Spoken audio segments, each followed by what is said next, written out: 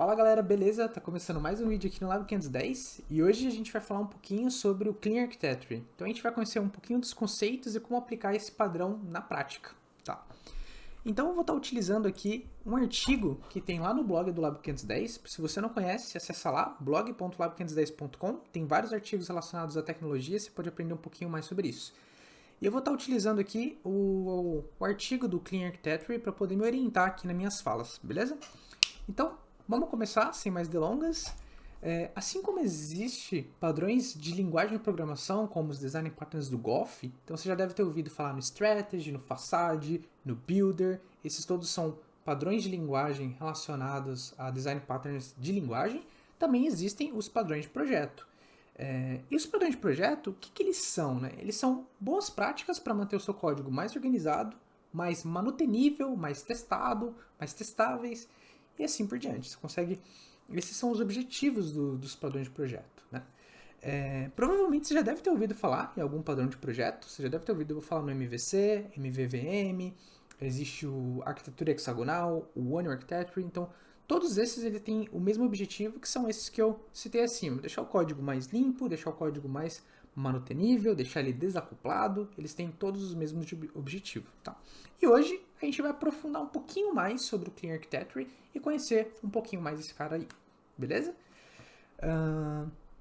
Antes de tudo, vamos entender o que é o Clean Architecture. Né? Então, o Clean Architecture ele foi criado pelo nosso querido Robert Martin, ou, para os mais íntimos, o Uncle Bob. E a primeira vez que a gente ouviu falar sobre por esse padrão foi num artigo que ele escreveu, se não me engano, em 2012. Ele escreveu um artigo falando sobre o que é o Clean Architecture e futuramente isso virou um livro também bem famoso do que ele escreveu, que se chama Clean Architecture. Ele veio a tardar ali em 2018, beleza? E o Clean Architecture é um projeto que consiste em dividir o seu projeto em camadas. Você fazendo isso, você vai isolar as camadas sem que uma saiba o que a outra faz. E aí você acaba gerando um desacoplamento entre as regras de negócio e as regras de aplicação.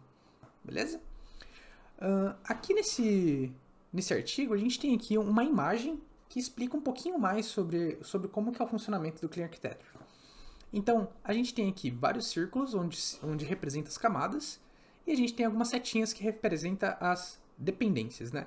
Então, esse círculo de azul, ele depende do círculo verde, o círculo verde depende do círculo rosa, o círculo rosa depende do círculo amarelo.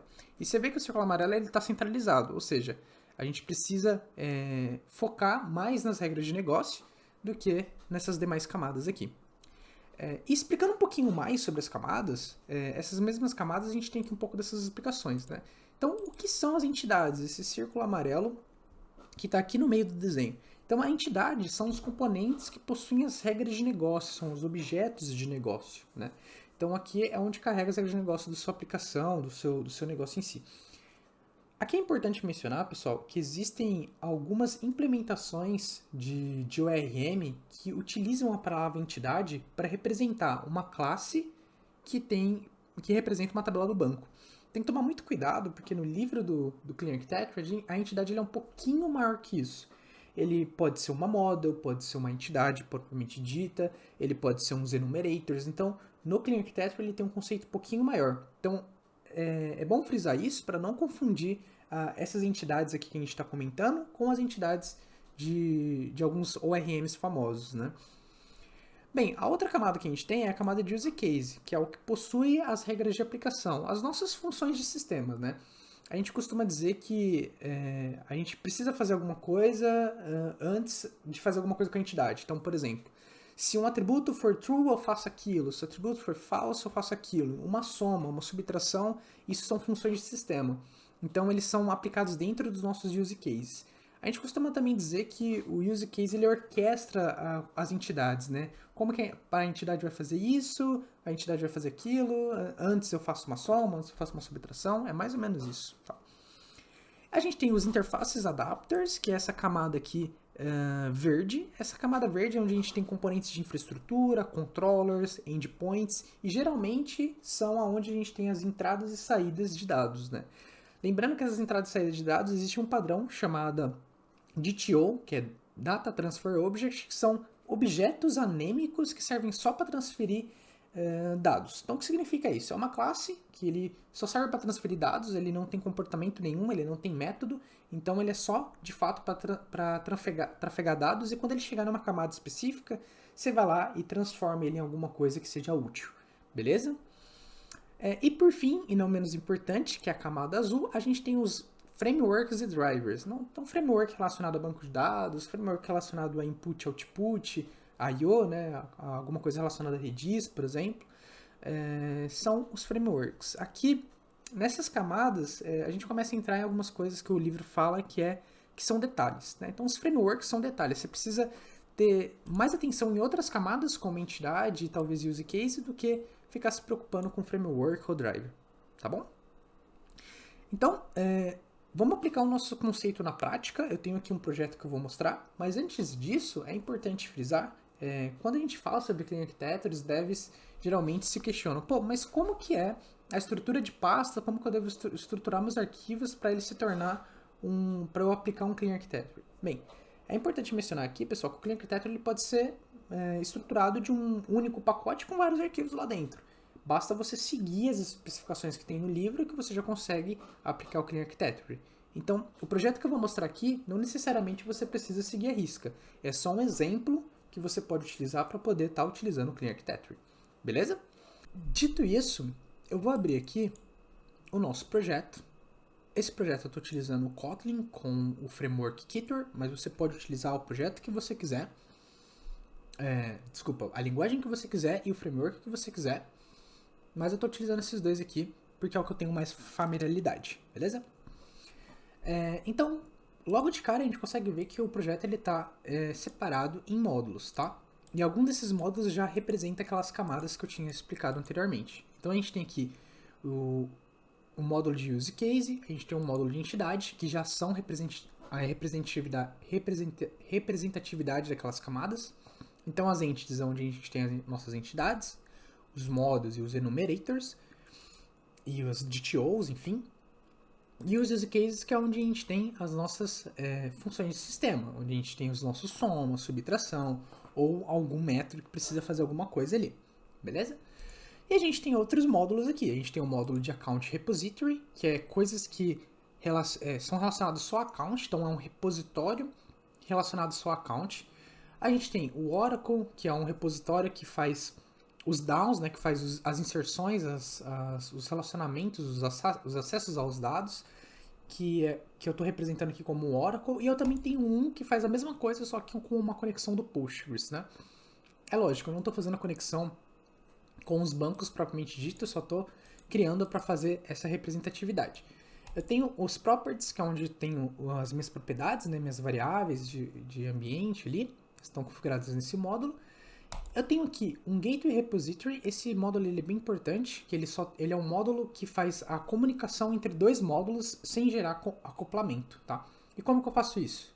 Nesse Gateway Repository eu só tenho aqui interface, só tenho interface. Então, um módulo ele fala, olha, eu dependo dessa interface, e o outro módulo ele fala, olha, eu implemento essa interface. E essa interface ela é declarada no Gateway Repository, beleza?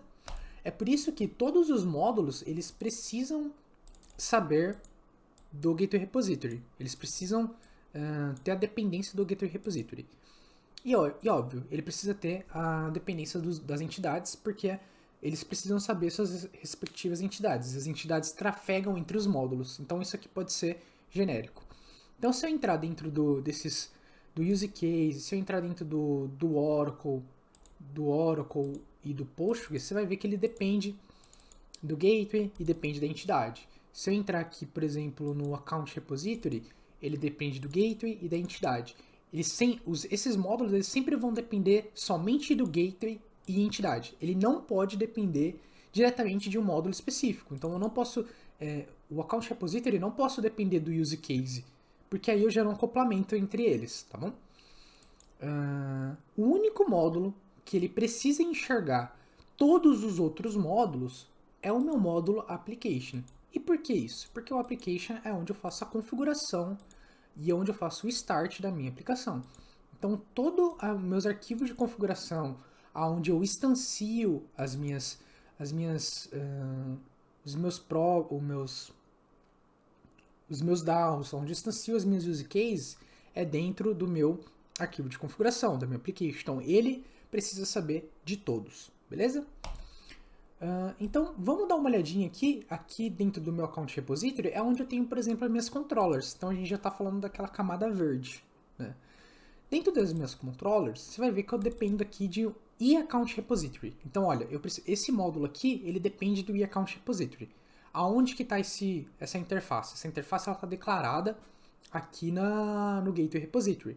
Mas a implementação dela está em outro módulo, está aqui no meu Use Case Repository, certo? Tá aqui, ó. A implementação dela é esse daqui. Beleza?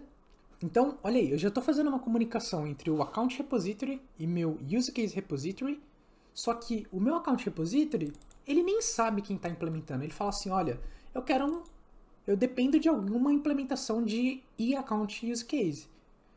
Ele podia ser o use case repository que estava implementando, podia ser, sei lá, o post que está implementando, podia ser qualquer um. Ele não quer saber, ele só quer uma implementação de um e-account repository, beleza? Então aqui eu gero um desacoplamento muito grande. Então eu vou mostrar isso na prática. Se eu entrar aqui dentro do meu account repository, ó, olha aqui. O e-account repository ele depende de um e-repository. Aonde que está o meu e-repository? Aonde está declarado no meu e-repository? No meu módulo de gateway. Ele é o único módulo onde tem as interfaces. Então, ele fala assim, olha, eu dependo de um e-repository. Quem implementa esse cara? Esse cara ele é implementado pelo Oracle e pelo Postgres. São eles que fazem os DAOs, né? Então, se eu entrar aqui na minha classe do Oracle, ó, ele implementa e-repository. E se eu entrar na minha classe do Postgres, ele implementa o e-repository. Ou seja, eu consigo agora mudar os bancos de dados simplesmente mudando a minha implementação. Mas aonde que eu passo? Qual a implementação que eu vou utilizar, né? Aonde que eu estou passando? Olha, o use case, o account use case, eu preciso passar essa implementação para ele. Mas aonde que eu passo isso? Lá no meu application, que é onde ele inicia tudo, né? Onde ele tem toda a minha parte de configuração. Então, se eu entrar aqui, ó, eu tenho um Data Access. Esse Data Access, ele está instanciando um Postgres nesse momento, tá? Aqui está com o nome de Oracle, beleza, mas eu vou até mudar aqui para a gente não confundir. Postgres. Beleza, então, nesse momento, meu Data Access está instanciando um Postgres, né? Como ele é um objet, essa variável ela fica acessível em todo o meu módulo aqui, tá? Então, se eu entrar agora no meu use case, olha, eu estou falando assim, olha, eu estou passando um Postgres account para ele, tá? E como eu estou passando o Postgres account, que é esse carinha que eu acabei de instanciar. Então, se eu iniciar aqui, ó, vou parar e vou startar. Você vai ver que meus arquivos estão dando alguns erros, mas é porque ele não está indexado, tá? Mas ele vai subir aqui normal. Ó, subiu na porta, eu estou instanciando um Postgres, né? Se eu entro aqui no meu Postman e eu faço uma requisição para minha rota que está exposta, ele está aqui falando, olha, você está usando uma implementação de Postgres. Aqui é um exemplo que eu estou dando, tá? Então, só passando rapidinho por isso, ó. Aqui são as configurações das minhas rotas. A minha entrada é no API v1/count. Eu dou um ponto create, o resultado desse ponto create eu retorno aqui para o response, tá? O que é esse ponto create? Ó, se eu entro aqui no ponto create, se eu entro aqui no ponto create e entro na implementação, ele é um insert.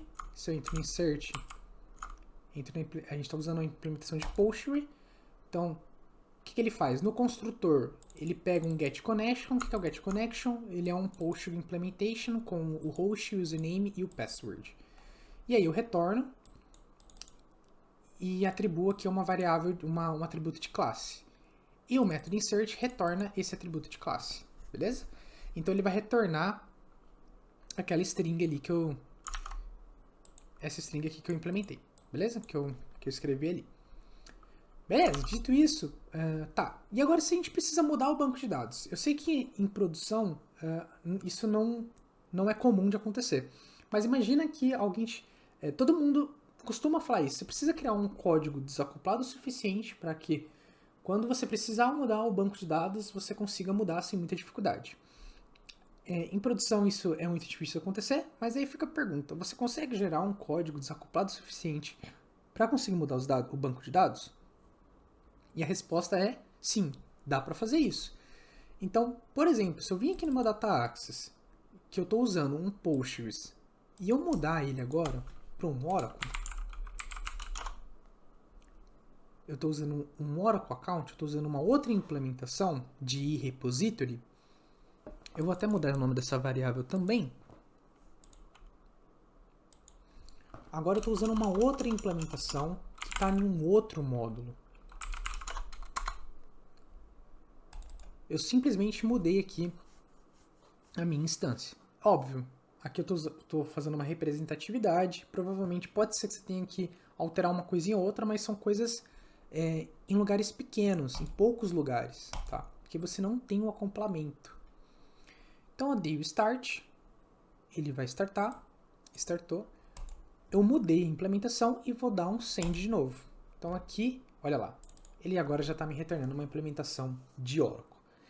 Então, o Clean Architecture ele é basicamente isso, você conseguir gerar camadas diferentes. Então a gente tem a camada de use case, a gente tem a camada de entidade, aqui dentro do account a gente tem a camada de controller, que é a camada verde, e a gente também tem aqui dentro dos nossos Oracle, do nosso Push Repository, a gente tem os drivers que a gente está utilizando, o framework que está fazendo a implementação de uma especificação de JPA, por exemplo, que é a camada azul. Então, a gente tem todas as camadas aqui nesse projeto, beleza?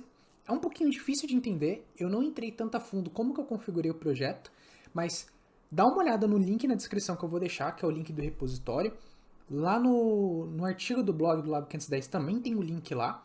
Então aproveita para fazer o clone e rever essas coisas, tá? Aproveita também e dá uma olhada aqui nos outros artigos que a gente tem no blog. Então a gente fala um pouco sobre Kubernetes, a gente fala sobre SRE, a gente fala sobre Git. Aproveita e dá uma olhada lá também.